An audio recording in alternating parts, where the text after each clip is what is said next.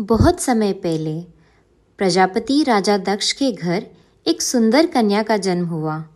उसका नाम था सती। बचपन से ही सती का मन सांसारिक चीज़ों में नहीं लगता था। उन्हें तो बस एक ही नाम प्रिय था, भगवान शिव। वो घंटों ध्यान लगाकर शिव की आराधना करती, उनके गुणगान गाती और मन ही मन उन्हें अपना पति भी चुन चुकी थी। समय बीतता गया और सती की भक्ति और भी गहरी होती गई। आखिरकार उनकी तपस्या से प्रसन्न होकर भगवान शिव ने उन्हें अपनी पत्नी के इस रूप में स्वीकार किया। लेकिन यह विवाह राजा दक्ष को कदापि पसंद नहीं आया। उन्हें शिव का साधारण रूप, उनका वैरागी जीवन और उनका अलग स्वभाव स्वीकार नहीं था।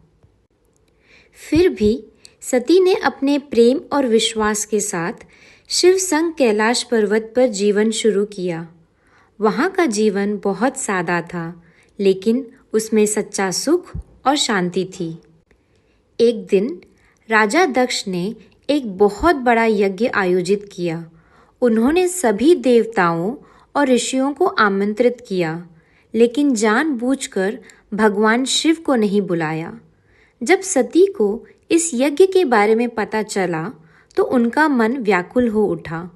उन्होंने सोचा, पिता का घर है, बिना बुलाए भी जा सकती हूँ।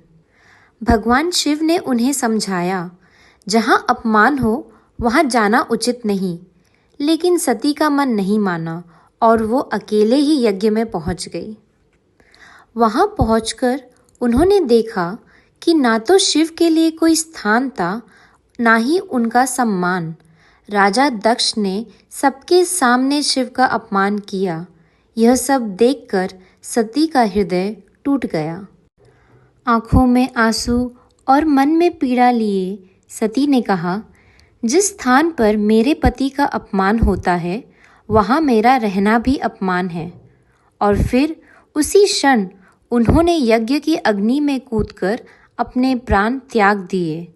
यह दृश्य इतना भयानक और दुखद था कि पूरा ब्रह्मांड काँप उठा। जब भगवान शिव को यह समाचार मिला तो उनका क्रोध और दुख सीमा से बाहर हो गए। उन्होंने वीरभद्र को उत्पन्न किया, जिसने यज्ञ को नष्ट कर दिया और राजा दक्ष को दंड दिया। लेकिन यह कहानी यहीं ख़त्म नहीं होती। सती ने पुनः जन्म लिया, इस बार हिमालय के घर में पार्वती के रूप में। क्योंकि वह पर्वतराज हिमालय की पुत्री थी, इसलिए उन्हें माँ शैलपुत्री कहा गया। माँ शैलपुत्री नवरात्रि का पहला स्वरूप है, जो हमें सिखाती है कि सच्चा प्रेम, आत्मसम्मान और नई शुरुआत ही जीवन की असली शक्ति है।